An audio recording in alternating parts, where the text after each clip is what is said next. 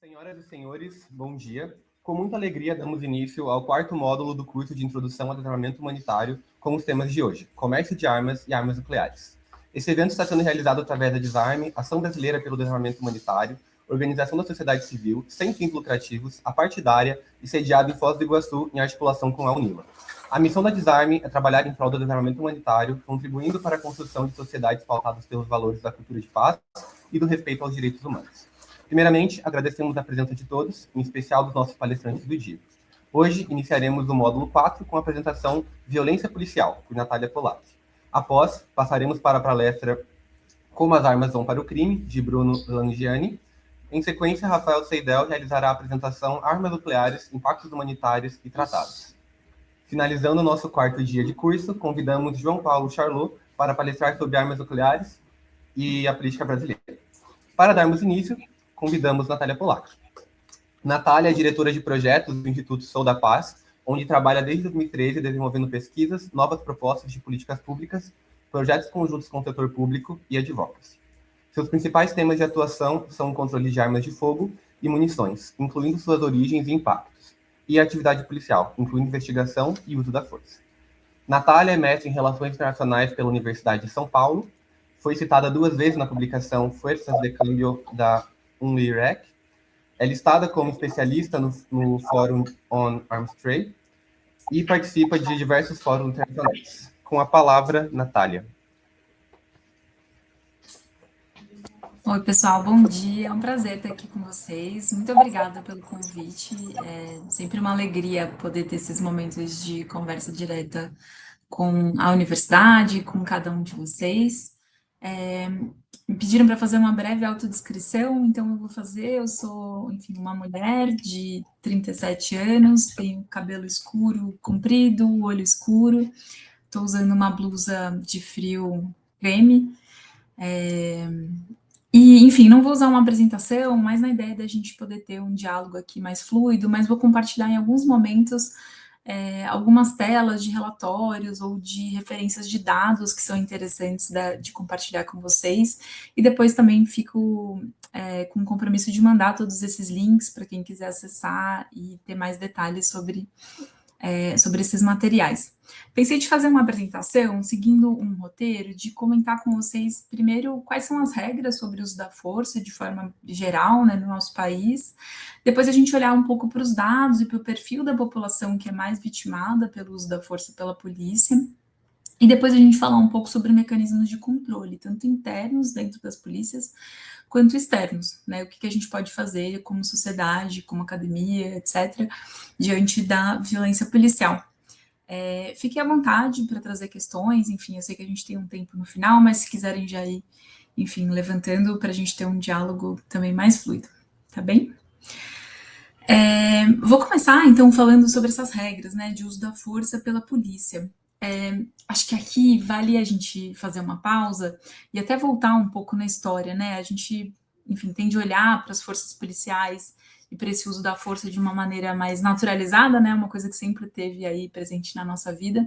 Mas é curioso a gente pensar que existe um órgão do Estado que nós, como sociedade, autorizamos a usar a força, né? Quer dizer, uma instituição pública que tem legitimidade social, nós como sociedade, né, no Brasil e a maioria das sociedades que a gente compartilha esse histórico-cultural, lega a essa instituição o direito de usar a força contra nós mesmos, né, contra os próprios cidadãos.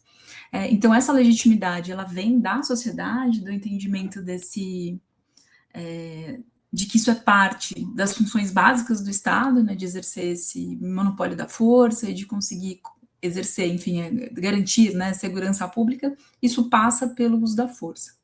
Quando a gente olha nas regulamentações em relação ao uso da força, é interessante pensar que as polícias, elas exercem essa força muito antes de sacar uma arma de fogo.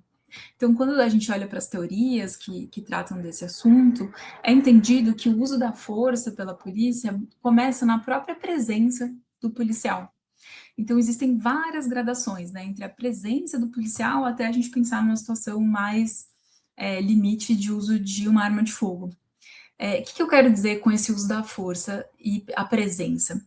Quando a gente vê um policial uniformizado na rua, muitas vezes a gente já muda nosso comportamento, né? Isso já é um exercício da força, no sentido de um exercício da autoridade daquela pessoa, de estar naquele lugar, de eventualmente fazer ou não fazer uma intervenção.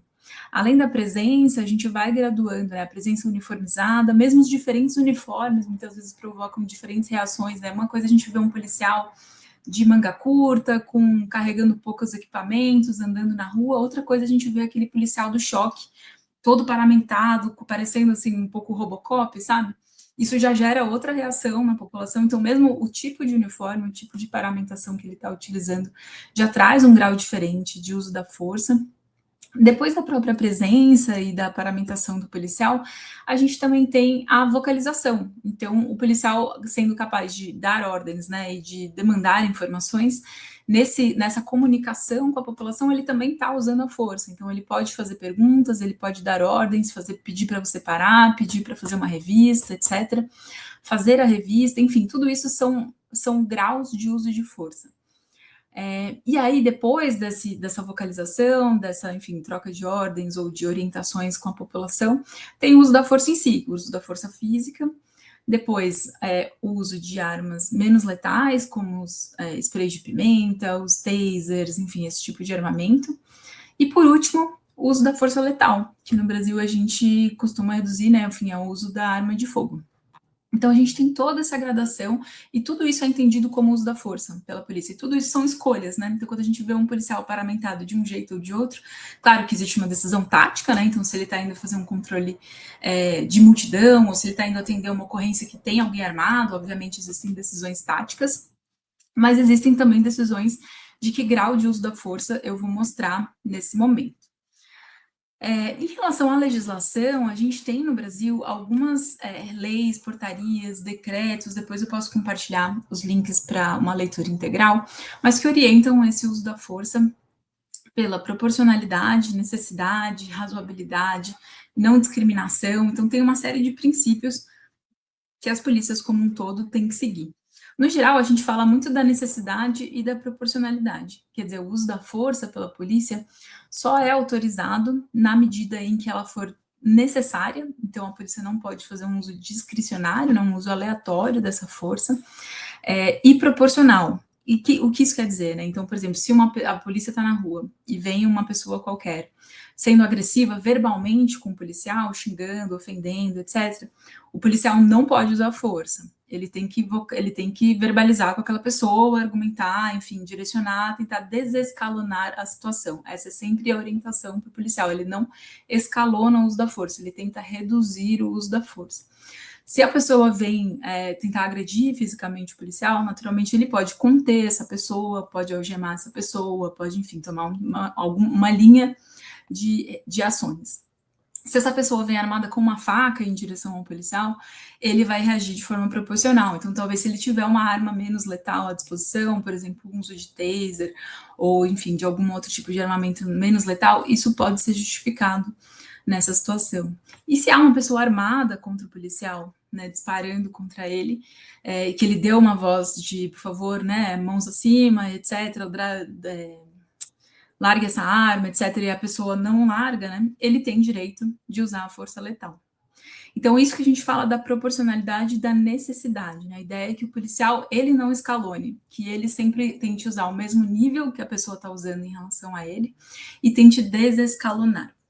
Né? Então, por exemplo, no caso do uso de uma faca, né, usar um taser, a pessoa foi imobilizada, você retira a faca daquela pessoa e depois que a faca foi retirada, você não precisa mais usar armas menos letais, né, que você desescalone isso.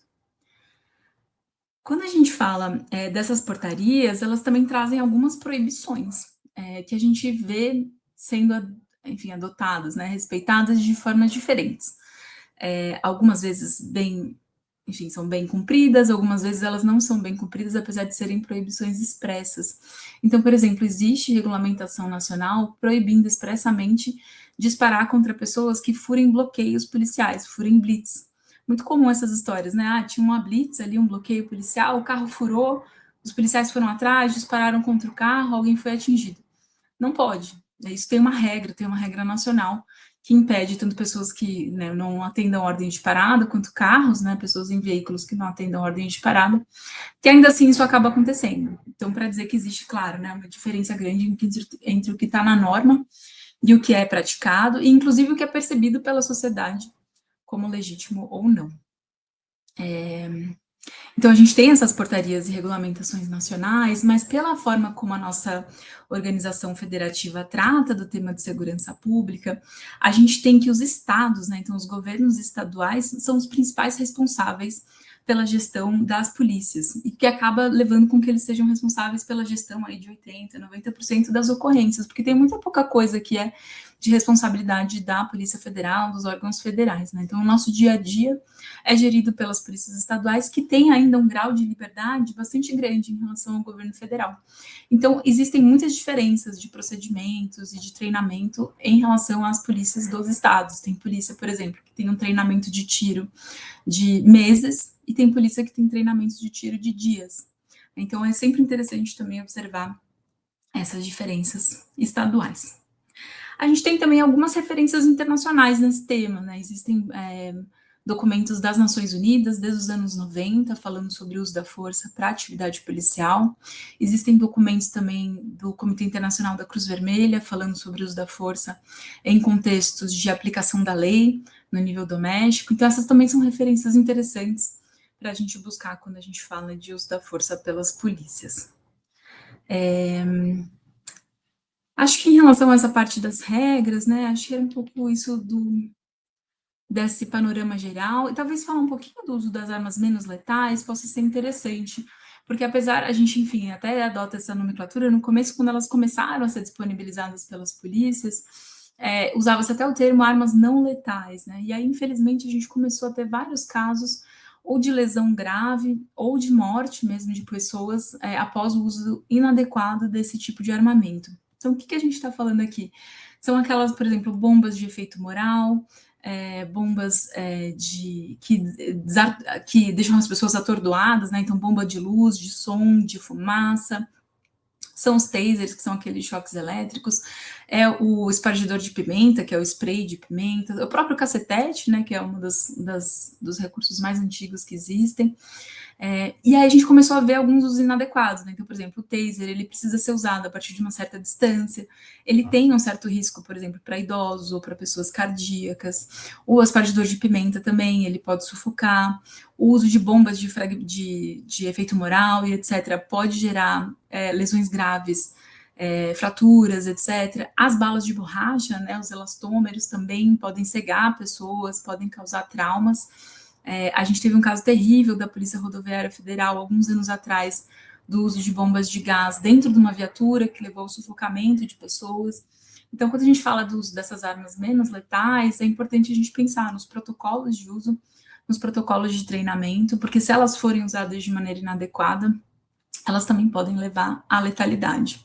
Ainda que isso tem sido bem, a disponibilidade de alguma arma menos letal tem sido bem avaliada como uma medida para reduzir a letalidade, justamente para nesses casos que a gente vinha comentando no começo, né? Vem uma pessoa armada, por exemplo, com uma faca, ou uma pessoa no que os policiais costumam chamar de maneira leiga, né, de surto psicótico, né, uma pessoa que está em alguma situação psiquiátrica, enfim, que não consegue ser contida e com a qual não há comunicação.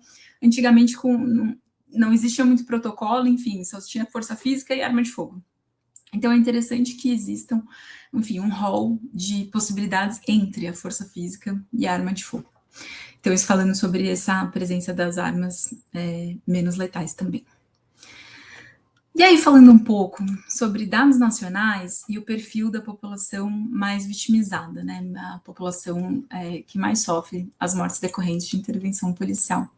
A gente tem no Brasil taxas bastante altas de morte decorrente de intervenção policial. Não são taxas comparáveis, mesmo com outros países da América Latina, são taxas consideradas bastante altas. No último ano, a gente teve 6.243 mortes causadas pela polícia. Isso significa 14% de todas as mortes violentas do país. Então, quando a gente soma todas as mortes violentas do país, 14% foram cometidas de uma forma ou de outra pelas polícias. Esse é um índice muito alto. E quando a gente olha por estado, existem estados como Amapá, Bahia, Pará, que as taxas são ainda maiores. Então, existem estados muito mais letais, e existem cidades muito mais letais também. A gente tem algumas cidades no Rio de Janeiro em que a letalidade policial chega a 30% do total das mortes violentas. E aí, enfim, dependendo de algumas ocorrências, né, particularmente violentas, isso pode ser ainda maior. Então, por exemplo, Santos e São Vicente, que são duas cidades no litoral paulista, que tiveram operações policiais muito violentas no ano de 2025, foram cidades em que a morte decorrente de intervenção policial chegou a 66% do total de mortes violentas. Então, de cada 3 mortes violentas, 2 foram causadas por intervenções policiais. E são índices muito altos. Isso nos ajuda a balizar, enfim, entender essa proporcionalidade, essa necessidade, se as polícias estão tendo outros recursos para lidar com o crime ou não, porque, claro, não existe uma fórmula mágica, não existe um número que seja internacionalmente aceito, né? Muitas vezes se fala em uma proporção mais ou menos aceita entre 10 pessoas mortas por cada policial também morto em serviço. Essa é uma proporção que alguns estudiosos levantam, mas ela também não é um consenso nessa literatura. Mas de uma forma ou de outra, quando a gente olha para isso, 14%, ou em algumas cidades 30%, em algumas cidades até 60%, não há discussão. Claramente, isso é bastante desproporcional. Então, olhar para esses números nos ajuda a entender quando isso está dentro da normalidade. Claro que ninguém deseja que nenhuma ação policial resulte em morte, mas a gente sabe que, enfim, em todos os contextos pode haver ocorrências policiais que acabem em morte porque a pessoa está armada, porque a pessoa não atende às orientações de largar arma, porque ela dispara contra os policiais, etc. Nessas situações se entende que há um uso chamado de legítimo. Não é um uso desejado, mas é um uso que é entendido como legítima defesa. Mas esses números nos ajudam a afirmar com bastante segurança que no Brasil, no geral, em algumas cidades, em alguns estados em particular, há sim um uso excessivo, né, um uso abusivo da força pelas polícias. Outras coisas que nos ajudam a fazer esse debate é olhar o perfil das pessoas que são mortas pelas polícias. Então, no Brasil, a gente também tem uma desproporção bastante importante em relação à população negra. Então, quando a gente compara o percentual de população negra em cada estado e o percentual de pessoas mortas pela polícia, que são pessoas negras em cada estado, no geral, há uma sobre-representação. Então, tem muito mais pessoas negras sendo mortas pela polícia do que a sua proporção no estado, né? Se fossem ocorrências aleatórias, a gente esperaria que essas proporções fossem semelhantes.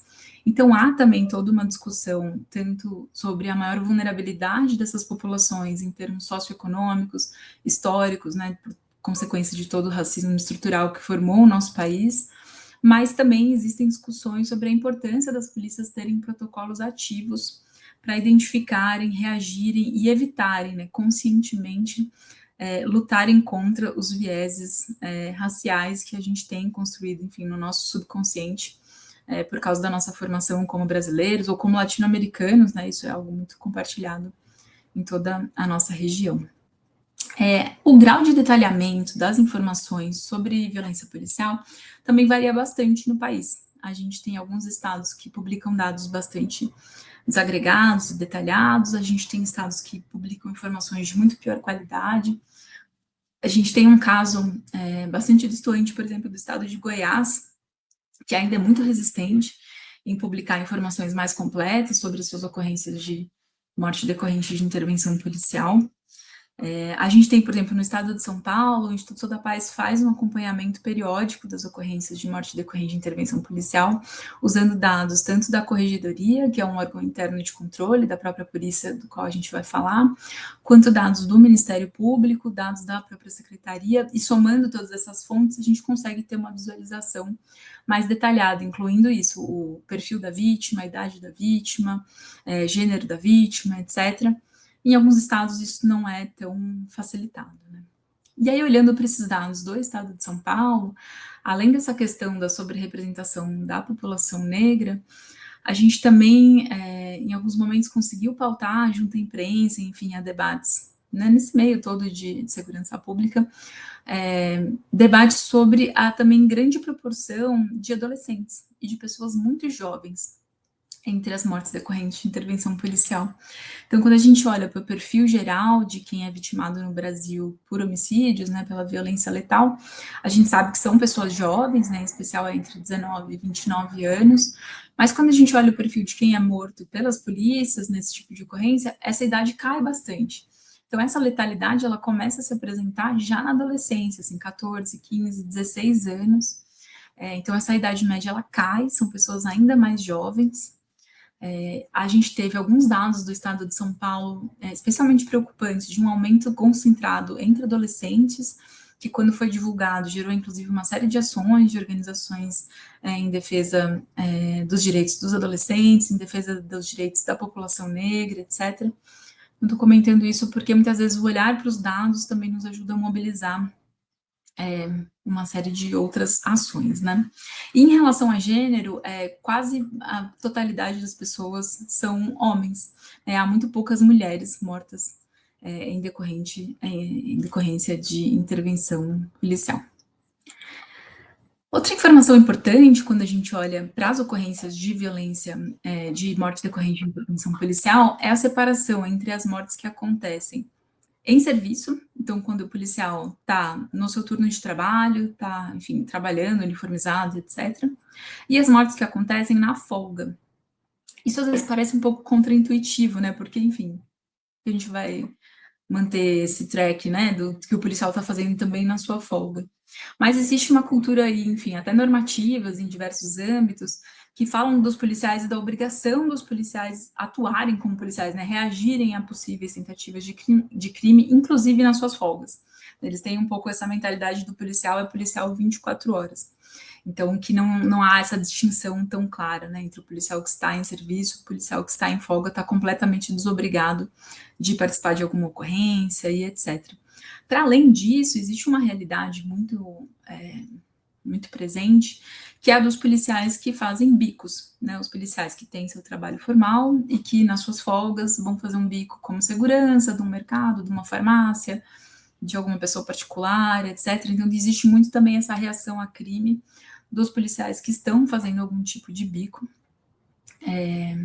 E por fim, né, existem também outras duas dinâmicas mais naturalmente, né, enfim, dinâmicas tristes, né, que infelizmente são partes da realidade da história do Brasil, de grupos de policiais que formam grupos de extermínio ou grupos que praticam atividades ilegais de extorsão, de corrupção, etc., durante a sua folga. Então, por isso também é importante fazer esse monitoramento do que acontece no momento da folga, e ao mesmo tempo também existe um histórico no Brasil de alguns momentos em que organizações criminosas, né, facções, etc., ativamente buscam policiais nos seus momentos de folga para vitimá-los, né, para disparar contra eles, para matar esses policiais.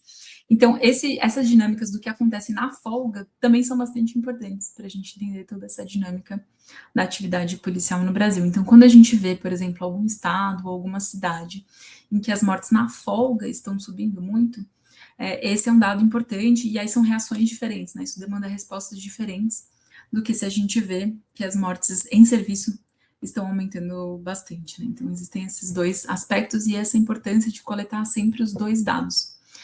Hoje a gente tem no Brasil, de forma geral, o dado, né, em serviço, fora de serviço, e por corporação e por estado, né, por cidade também. Então a gente consegue olhar, por exemplo, no Paraná, ou em São Paulo, ou na Bahia, mortes em serviço, fora de serviço, polícia civil, separada de polícia militar, separada de polícias federais, porque muitas vezes isso também está concentrado em alguma corporação específica, e quando é possível desagregar o dado também por unidade policial, então por batalhão ou por delegacia da Polícia Civil, é comum a gente encontrar uma concentração muito grande. Então, o Rio de Janeiro tem um caso bastante emblemático de um batalhão, agora não vou me lembrar o número exatamente, mas que concentra uma grande proporção de todas as mortes decorrentes de intervenção policial daquela cidade. Então, isso também é importante de olhar, porque muitas vezes é uma dinâmica que está concentrada em um território, pode, claro, ter a ver com alguma dinâmica de crime organizado, né, de enfrentamento próprio daquele território, mas também pode ter a ver, sim, com alguma questão daquela equipe, alguma questão de treinamento, alguma questão de incentivo da liderança daquela unidade. Então, essa desagregação por unidade nem sempre ela é fácil, mas quando ela é viável, ela é bastante importante também de ser feita. Quando a gente fala também da vitimização dos policiais, né, então os policiais sendo mortos, é interessante observar no Brasil, né, e bastante preocupante, que a maioria dos policiais, e aqui o Instituto da Paz tem um relatório que chama na linha de frente, que olhou tanto a vitimização dos policiais, quanto a letalidade deles, né, os policiais morrendo e os policiais matando em ocorrências, em mortes decorrentes de intervenção policial. Quando a gente faz essa comparação, tanto a gente tem uma desproporção, então, como eu falei, né, muitas vezes se usa um pouco essa referência do 1 para 10, no geral, no Brasil, essa proporção, ela é, enfim, bastante distorcida, a gente não tem 1 para 10, a gente tem muito mais, né, mortes decorrentes de intervenção do que mortes de policiais, e a gente também tem muito menos mortes de policiais em serviço. Eles morrem pouco em serviço, pouco assim, né, claro, toda morte grave, toda morte tem que ser evitada, nenhuma morte é aceitável, mas na proporção, eles morrem muito mais na folga, justamente nesse tipo de enfrentamento, provavelmente relacionado a bicos, a outras atividades, ou tentando reagir a crimes contra terceiros, mas em momentos que eles estão sem o equipamento de proteção individual, estão sem o colete, estão sem o apoio de um colega, tenta ali interferir de uma maneira um pouco mais improvisada.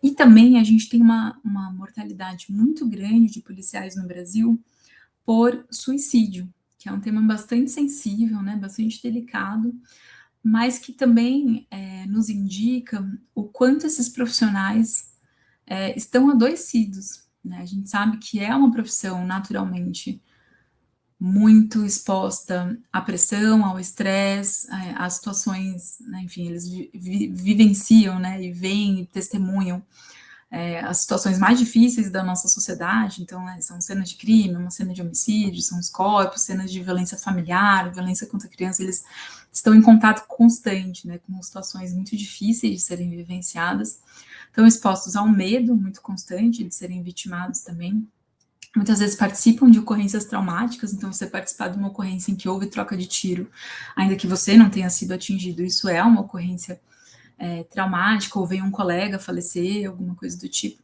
Então, essa questão do adoecimento mental dos policiais também é muito presente no Brasil, e também merece, enfim, maior atenção. Nos últimos 5 anos é que a gente tem conseguido falar mais sobre isso era muito tabu, então as organizações policiais, por todo o histórico, né, de uma origem militar, e desse ethos guerreiro, etc., tinham muita resistência de falar sobre isso, então tem essa imagem, né, do policial tem que ser duro, guerreiro, fechado, imbatível, né, inquebrantável, e hoje um entendimento de que são profissionais, são pessoas que estão trabalhando, que também têm a sua vida pessoal, que naturalmente são afetados por esse tipo de ocorrência, por esse tipo de exposição diária à violência, e algumas polícias têm fortalecido também os seus canais de atendimento psicológico, psicossocial. Existem, inclusive, alguns protocolos interessantes sendo aplicados de obrigatoriedade de afastamento das ruas em algumas situações. Então, por exemplo, se um policial está envolvido em uma ocorrência que houve troca de tiro ou que um colega foi ferido, né, foi até, enfim, morto, ele tem não seja opcional, não é que você pode fazer algumas sessões de terapia se você quiser. Você está obrigado a se afastar da rua por X dias, até que você, enfim, processe minimamente isso, tem acesso, né, às sessões de terapia à sua disposição, por pessoas especializadas, né, porque também não é um terapeuta comum que consegue entender a realidade de um policial, muitas vezes isso demanda uma especialização, para que esse policial consiga voltar a trabalhar nas ruas em condições mínimas psicológicas, né, não seja um policial adoecido, tentando prestar um serviço super delicado com uma arma na mão, né? Então essa questão também da saúde mental dos policiais é bastante sensível no Brasil, e a gente tem números, enfim, bastante alarmantes, que fazem com que a gente acredite que essa deve ser uma das prioridades, né, para a gente transformar a qualidade aí da nossa polícia.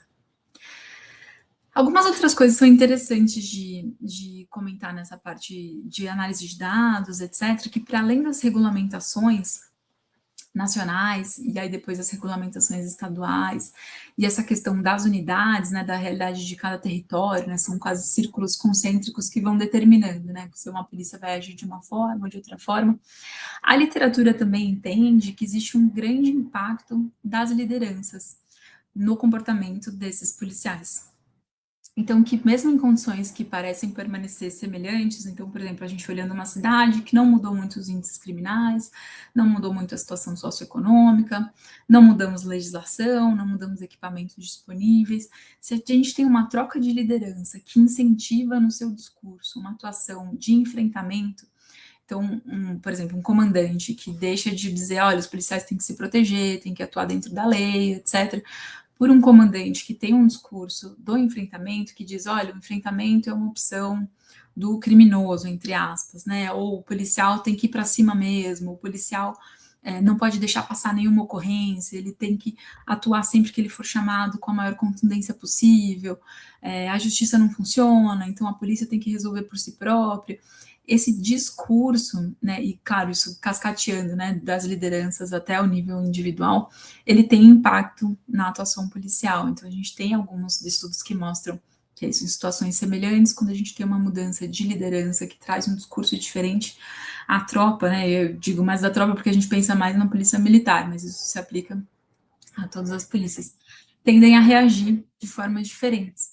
Então, há casos de aumento de letalidade quando há troca de liderança política, ainda que outras condições tenham permanecido, né? Isso é interessante também para a gente pensar em outros elementos que podem, muito mais humanos, né, individuais, que podem afetar esses índices de letalidade.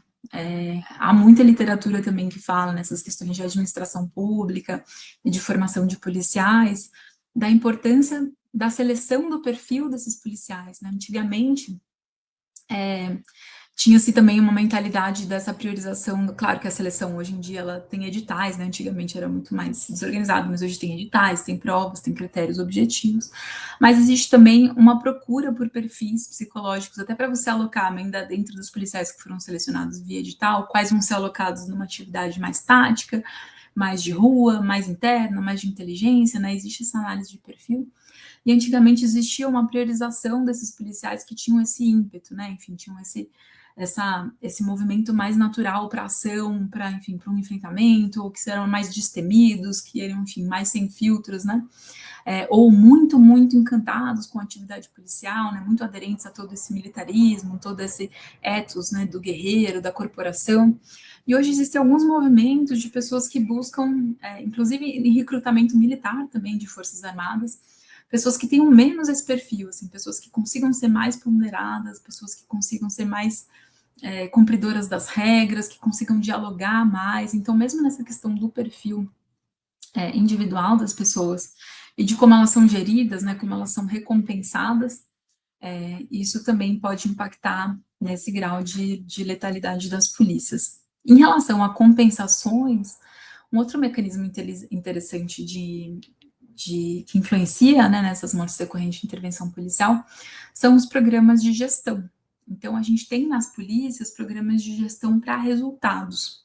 O que isso quer dizer, né? Muitas vezes no passado a gente tinha polícias que eram geridas por indicadores operacionais. Então, por exemplo, esse batalhão tem que fazer 100 abordagens por semana e tem que fazer 50 prisões.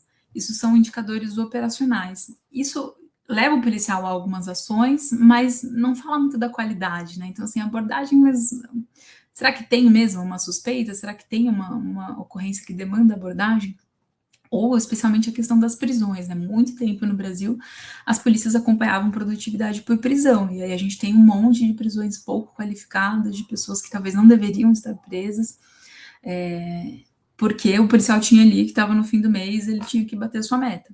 Então, essa questão da gestão para resultados, de quais indicadores são escolhidos para orientar essa ação policial, também é bastante importante. A gente já teve no Brasil, no Rio de Janeiro, inclusive, bonificação por ocorrência com morte, o que hoje parece bastante surreal e impensável, mas que com alguma recorrência ainda é recuperado por algumas lideranças, especialmente lideranças políticas que querem se mostrar de uma forma muito intolerante contra o crime, não, eu sou mano dura, eu vou para cima mesmo, não tenho medo, e recuperam esse tipo de incentivo, inclusive monetário, a ocorrências que tenham um resultado morte, o que, enfim, a gente entende que é uma péssima prática. Ao mesmo tempo, existem programas de gestão para resultados que bonificam os policiais por redução criminal, o que a gente entende que é mais interessante, então não é a quantidade de prisões, mas é na sua área reduzir os roubos em 10%, em 5%, dentro de um determinado período, etc. Isso parece mais interessante. Existem alguns programas que colocam a letalidade policial como um mecanismo de controle. Então, assim, você tem que reduzir os roubos na sua região sem aumentar a letalidade. Se você faz isso aumentando a letalidade, o seu bônus é reduzido, ou o seu mecanismo de compensação, né? Não necessariamente é um bônus financeiro. Então, essa questão das recompensas, dos incentivos, da administração, da gestão desse pessoal, também pode ter um impacto nesses indicadores. E aí aqui a gente até já entrou no terceiro tópico que eu comentei, né, de falar de mecanismos de controle, tanto internos das próprias polícias, quanto de controle social. Então, esse tipo de programa de gestão, ele também acaba sendo um mecanismo de controle. Ou você está incentivando, ou você está colocando isso como algo não desejado, que pode ocorrer, porque isso, a atividade policial está sujeita a isso, mas como algo não desejado e desincentivado, né? Um incentivo negativo para que isso não aconteça. Outros mecanismos de controle que existem dentro das polícias. Existe um órgão que se chama ouvidoria. E esse é um órgão mais... Ele é interno, quase que um pezinho fora, assim, talvez um pé dentro, um pé fora das polícias, porque ele tem autonomia, mas ele é, enfim, fortemente relacionado, né, às instituições policiais. Normalmente há um ouvidor externo que recebe denúncias, processa essas denúncias, entende as que têm algum lastro, né, enfim, algum tipo de comprovação, e faz comunicações formais sobre essas denúncias, tanto para a sociedade, para a imprensa, etc., quanto para as próprias polícias. As ouvidorias, elas recebem bastante denúncia, tanto da população, por exemplo, de abusos policiais, de mortes, de execuções, né, mortes injustificadas, às vezes não chega a ser uma morte, né, mas uma abordagem muito violenta que está acontecendo no território, quanto denúncias dos próprios policiais, né, muitas vezes eles usam esse canal para denunciar, por exemplo, um novo comandante, um novo delegado que está cometendo, enfim, ações abusivas contra a sua própria equipe, que não está respeitando escalas de folga, enfim, ela pode ser usada, né, nos dois sentidos. Outro mecanismo bem importante de controle interno são as corregedorias. Essas sim são órgãos dentro das polícias, mas que também têm, enfim, uma certa autonomia interna para serem geridas, que são as responsáveis por receber as denúncias, fazer uma investigação formal e, se for o caso, afastar e punir os policiais. Então, é como se fosse a polícia dentro da polícia, né? Então, as corregedorias são órgãos muito importantes para receber essas denúncias e que elas sejam fortalecidas e, de fato, tenham autonomia para conseguir afastar os maus policiais. Outros mecanismos de controle interno também podem ser tanto dentro do treinamento, né? Então, enfim, desde toda a seleção, treinamento, não só inicial, mas treinamentos contínuos que a polícia faz. O que é reforçado, né? Se é reforçado uma atuação mais de enfrentamento, ou se são reforçados outros tipos de atuação. Algumas normativas bastante operacionais, que parecem burocráticas, né? Pequenos detalhes, mas que na história brasileira tiveram impactos importantes. Por exemplo, a mudança, teve uma normativa no estado de São Paulo, acho que em 2015, que proibiu que as polícias resgatassem pessoas feridas de local de crime, especialmente pós-enfrentamento, né, pós-tiroteio.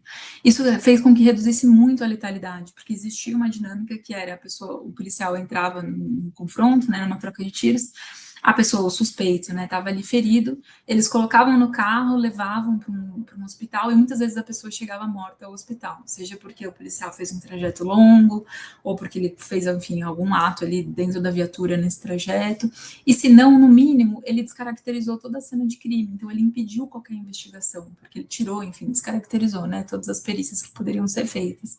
Então, houve uma normativa que proibiu o resgate de pessoas feridas em confronto com a polícia, né? Então, o policial não resgata mais, ele tem que ficar ali e chamar o SAMU. Isso fez com que caísse muito a letalidade das ocorrências.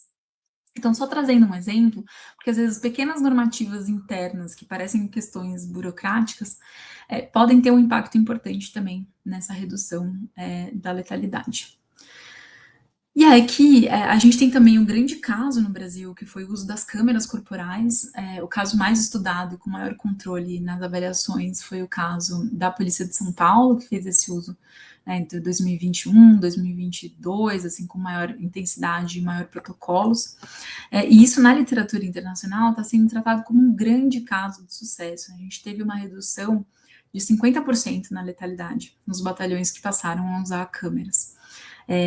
Qualquer coisa em segurança pública costumam ser mudanças pequenas, né, mudanças lentas. Então, assim, nossa, um programa de muito sucesso, às vezes consegue 15%, 20%.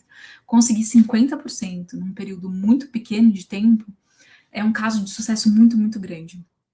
Isso foi documentado por várias pesquisas, mas em especial por uma pesquisa da Fundação Getúlio Vargas, que fez grupos de controle antes e depois da aplicação das câmeras e etc. E foi a publicação dessa pesquisa que ajudou com que esse programa não fosse descontinuado, né? Várias vezes ao longo do tempo ele foi ameaçado de ser descontinuado, e foi, enfim, essa pressão diante desse sucesso tão grande que fez com que ele não fosse totalmente descontinuado. Mas falando das câmeras, eu estava comentando que a gente teve esse caso, que é o mais documentado, né, em São Paulo, que foi de bastante sucesso, então redução de 50% no setor de segurança pública é considerado um sucesso retumbante, que ele era caracterizado não só pelo uso da câmera em si, mas uma série de protocolos que vinham junto com esse uso da câmera. Então, a obrigatoriedade dela estar ligada durante todo o turno policial, né, não era uma discricionariedade do policial escolher ligar ou não, isso era bastante importante. Era importante também que tinham comitês de análise de todas as ocorrências que geravam algum tipo de letalidade ou de ferimento. Então, todas essas ocorrências, elas eram estudadas por um comitê formado ali por especialistas das próprias polícias para identificar, então, nessa ocorrência, o que aconteceu? Quais protocolos não foram cumpridos por parte do policial, ou todos os protocolos foram cumpridos e, de fato, foi uma ocorrência que não tinha mais o que fazer, ou até enfim, se há boas ações ali que precisam ser, inclusive, recompensadas, né? Então, o fato de ter essa análise sistemática de todas as ocorrências com resultado morte, ou, enfim, ocorrências mais traumáticas, muito importante para que a polícia aprenda, né, e reavalie os seus próprios protocolos nesse processo de aprimoramento constante. Outra coisa relevante que tinha era a obrigatoriedade de entrega dessas imagens rapidamente para o Ministério Público, e uma outra coisa era a análise amostral aleatória de um percentual das gravações. E isso era interessante porque fazia com que essas comissões de análise das gravações conseguissem identificar ocorrências em que o resultado não foi morte, não foi uma ocorrência particularmente traumática, mas talvez, por exemplo, uma ocorrência de atendimento à violência contra a mulher, em que o policial teve uma postura inadequada, por exemplo, de desincentivar a vítima de fazer a denúncia. Falar, deixa pra lá, isso não foi grande coisa, vai demorar muito na delegacia, sabe? E aí isso também tem que gerar uma consequência, porque isso também é uma má atuação policial. Ou, do outro lado, uma ocorrência em que o policial teve uma ótima atuação. Ele chegou ali, ele conseguiu mediar, ele desescalonou o conflito, ele direcionou as vítimas para a delegacia, ele lidou super bem com a situação. Essa também é uma ocorrência que o policial merece um incentivo, ele merece um elogio, ele merece, enfim, uma anotação positiva, algum tipo de recompensa, para que a gente consiga não só punir os maus policiais, mas recompensar os bons policiais. Isso é tão importante quanto, né, para que eles ganhem espaço, né? E aí, enfim, falando dessa questão do uso das câmeras e de todo o protocolo e todo o programa que vinha junto com elas, né? E aí outras questões importantes nesse controle da atividade policial externo são justamente, enfim, isso que a gente está fazendo aqui hoje. Acho que a sociedade é a maior fonte de controle externo da atividade policial. Então, a gente precisa que a sociedade esteja atenta a esse tema, debata esse tema, expresse a sua opinião, aqui, especialmente na universidade, na academia, na sociedade civil, que a gente considere a produção de pesquisas, de conhecimento que tenha metodologia, que tenha lastro suficiente para ser irrefutável, né? A gente sabe que nesse campo da segurança pública tem muita paixão política, às vezes a gente tem um dado super forte, as pessoas ainda assim negam o dado, né? Então é muito importante que o dado seja extremamente respaldado por uma metodologia bastante robusta. Então, a produção de pesquisas, a publicação tanto de pesquisas quanto de casos emblemáticos pelos jornalistas também é extremamente importante. Então, a gente já viu casos muito divisores de águas, né? Antes e depois de determinado caso que fomentou discussões a nível nacional e mudanças muito importantes na atuação da polícia. Então, o jornalismo também tem um impacto muito grande. Enfim, essa soma, né, de pesquisadores em todas as áreas, na academia, na sociedade civil, o jornalismo e o ativismo social. Existem várias organizações que também não necessariamente produzem pesquisa, mas têm uma atividade de ativismo bastante engajada. Isso é muito importante para fazer com que a polícia continue mudando. E aqui, por fim, acho que só queria trazer uma fala dessa dualidade, né, da dificuldade da gente trazer esse debate sobre violência policial numa sociedade que muitas vezes é uma sociedade que está com bastante medo, que tem, enfim, um olhar muito conivente, né, com esse tipo de violência. Então, muitas vezes a gente vê na própria sociedade brasileira pessoas que justificam a violência policial. E, de novo, veja, não é a proibição do uso da força pela polícia, como a gente começou a conversa, a polícia tem essa prerrogativa desde que dentro das regras, mas pessoas que entendem que essa violência policial deve ser naturalizada, ou isso faz parte do cotidiano, né? Então, a gente, infelizmente, tem taxas muito baixas de condenação dos policiais. Então, os policiais, quando são envolvidos numa ocorrência que gera morte, né, isso gera um processo criminal, e aí são coletadas provas, se é entendido que foi uma reação legítima, né, em legítima defesa, dentro daquelas situações que a gente comentava no começo, foi proporcional, foi necessária, ele tentou desescalonar, não conseguiu, precisou usar força. Perfeito, é o que a gente chama de exclusão de ilicitude, né? Houve uma morte, foi uma morte violenta, mas não foi uma morte ilícita, né? Foi uma morte legítima dentro da legislação. Mas se o policial não tem essas condições, né, muitas vezes a gente tem provas contundentes de que a pessoa estava desarmada, de que a pessoa já tinha se rendido e etc. E ainda assim o policial fez esse uso abusivo da força. Existem casos em que isso é levado ao júri, né, a instância de julgamento dos crimes contra a vida formada por cidadãos, né, então aquele júri que a gente vê nos filmes, né, e em que o júri absolve o policial, entendendo que não, mas mesmo dentro dessas condições, o júri absolve o policial. Então, só queria trazer também essa dificuldade de discutir isso como sociedade, né, essa questão de como a nossa sociedade muitas vezes legitima um uso abusivo da força dentro de determinadas condições, ou porque uma população assustada, ou uma população que não compreende, enfim, essas nuances. Mas a gente tem, inclusive, esses casos bastante contraditórios em que o júri acaba absolvendo um policial, mesmo tendo evidências de que ele, enfim, de que ele não agiu dentro das prerrogativas que são previstas pela legislação. Então, dentro de todos esses mecanismos de controle, né, quando o policial é levado à justiça, a gente ainda tem um trabalho para fazer com que, de fato, as provas prevaleçam, né, no momento desse julgamento. Acho que era isso que eu queria trazer, assim, nessa primeira intervenção. Fui citando aqui vários materiais, estou até com eles abertos aqui para depois compartilhar o link com vocês, mas queria guardar um tempinho também para a gente poder conversar. Certo, Natália, a gente quer agradecer pela sua apresentação, foi muito enriquecedora. A gente na Design tem um trabalho sobre comércio de armas, mas com certeza ter uma abordagem que trabalha a violência policial e seu impacto na sociedade, tanto na população quanto também internamente na polícia, é muito enriquecedor para todo mundo. Tenho certeza que foi uma experiência ótima. A gente, um comentário antes, você ficou apresentando e a gente ficou olhando para o outro lado, onde a gente está com um projetor aqui, então a gente está olhando para lá e você está olhando para cá, né? Então, é tudo ótimo. E a gente tem um espacinho para perguntas. Então, acho que... Então, a gente vai ter uma primeira pergunta. Opa, Natália, tudo bom? Muito obrigada pela sua participação. Foi muito bom a sua apresentação. Gostei muito de ouvir que você veio aqui falar para a gente. Meu nome é João Vitor, eu sou um membro da Desarme, eu faço parte do eixo temático de pesquisa de comércio internacional de armas. E a pergunta que eu queria fazer para você é que, primeiro, uma coisa que a gente acha comum aqui, mas é diferente em vários países, é que a questão da polícia militar. Então, a polícia militar ela faz ela é responsável pelo policiamento ostensivo, e em vários outros países não é um órgão militar que faz essa parte do policiamento. Eu queria ouvir mais sobre você falar sobre a questão especificamente do treinamento das forças policiais, porque a gente sabe que é um tipo de treinamento que coloca essa mentalidade de guerreiro e, por acaso, muitas vezes não trabalha a questão da própria questão de exercer a profissão do policiamento, não trabalhar a inteligência policial, a inteligência emocional do policial, e acaba acontecendo vários casos, como você próprio disse no início, se eu não me engano, o caso da Polícia Rodoviária Federal, né, que usaram spray de pimenta contra o ciclista, fecharam ele no camburão e acabaram matando ele asfixiado. Então, eu queria ouvir mais como que esse treinamento militarizado das forças policiais impacta no uso da força e nesses dados de violência policial e consequentemente, também nos casos de até mesmo suicídio das forças policiais. Obrigadão.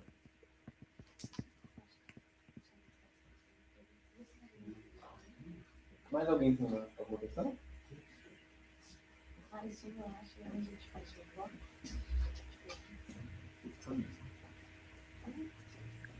Respondeu essa? Desculpa. Meu nome é Carlos Pérez, sou da Venezuela. Você falou muito bem, assim, foi bem abrangente. Mas eu queria saber se tinha talvez alguma leitura global, né, com o ascenso do imperialismo norte-americano e da escalada del sionismo israelense, né? A gente vê muito que as nossas forças policiais latino-americanas sempre batem continência, né, nessas potências extrarregionais. Então, assim, eu vejo como sempre um perigo, né, da influência dessas duas potências extrarregionais en nuestras corporaciones latinoamericanas de uso legítimo de la fuerza, ¿no? Entonces, no sé si tal vez podría dar alguma leitura sobre isso. Obrigado. Certo. Nós vamos fechar o bloco de perguntas agora. Daí, Natália, a gente pode continuar com as perguntas por e-mail depois, então acho que a gente responde elas e continuamos depois. Ótimo, obrigada pelas perguntas, um prazer conhecer todos vocês. Poxa, sobre duas ótimas perguntas que daria toda uma outra conversa de 50 minutos. Vou tentar ser bastante breve, mas eu acho que sobre a parte da militarização, de fato, existem polícias que trabalham em outros modelos, né? Existem também outras polícias que têm uma origem militarizada e são menos violentas que as polícias brasileiras.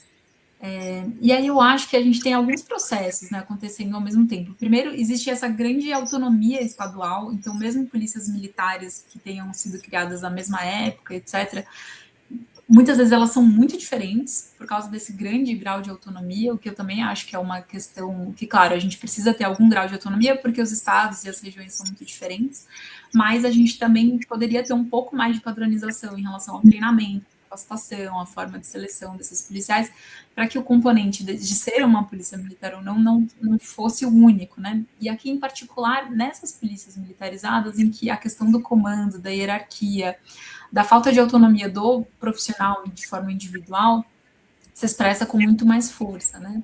Então, a gente tem nessa estrutura militar essa visão hierarquizada, em que comentava, né? Muitas vezes há uma troca de liderança sem nenhuma outra troca, e isso produz uma mudança muito importante no comportamento da tropa, porque essa hierarquia de eu estou mandando e você vai fazer.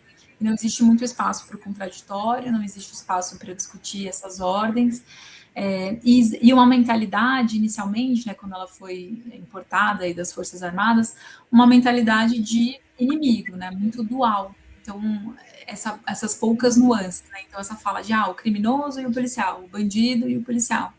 Mas o que existe, né, enfim, a sociedade não se divide dessa forma, né? O que existe de pequenos delitos, de pequenas infrações, de ações que nem são ilegais, mas são só indesejadas. Então, enfim, acho que conseguir visualizar todo esse espectro, né, toda essa zona cinzenta que existe, e não ter uma visão de inimigo perante a sua própria população, né? Hoje a gente tem muitas polícias que têm até como lema, idealmente parecem ótimos, né? Por exemplo, servir e proteger. Esse, como um dos lemas comuns em polícias do Brasil, muitas vezes a gente vê essa desconexão entre o lema de servir e proteger a população e o tipo de atuação que essas corporações de fato têm, inclusive com diferenças grandes, né, de atuações, por exemplo, em áreas mais periféricas, em áreas mais nobres das cidades, né. A gente tem também, acho que esse processo de amadurecimento das polícias, especialmente depois do fim da ditadura militar, de algumas polícias se profissionalizando. Então, eu estava comentando, acho que, enfim, a gente tem polícias que seguiram caminhos muito diferentes, né, então a gente tem polícias militares que hoje estão mais profissionalizadas em termos de fazer uma gestão um pouco, não que deixe de ser hierarquizada, né, mas uma visão um pouco mais voltada por técnicas de RH, de gestão de pessoas, daquela gestão de indicadores que eu comentava. E a gente ainda tem polícias em que, assim, o policial recebe punição de prisão no fim de semana porque a camisa tá para fora da calça.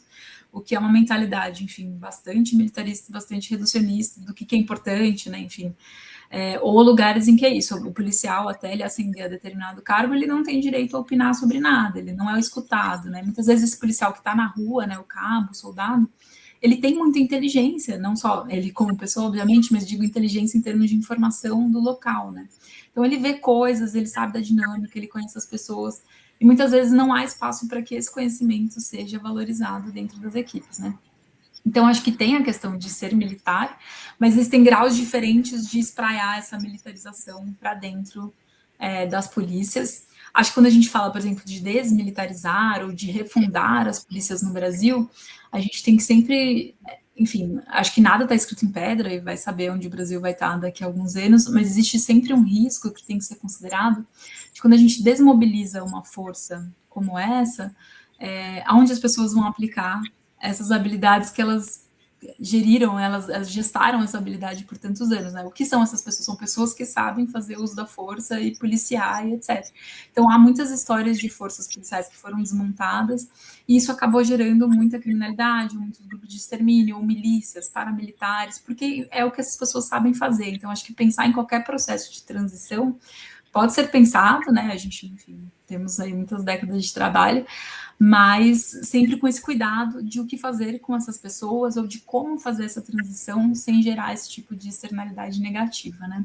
E aí aqui eu acho que só vale a pena também trazer uma coisa que também é bastante peculiar no Brasil, que são aquelas GLOs, né? Agora elas saíram um pouco de moda, mas na época, entre 2014 e 2019, acho que até 2019, a gente teve muitas, né, daquelas operações de garantia da lei e da ordem, que era de fato o emprego da Força Armada, né, do Exército, da Marinha, em atividades de policiamento.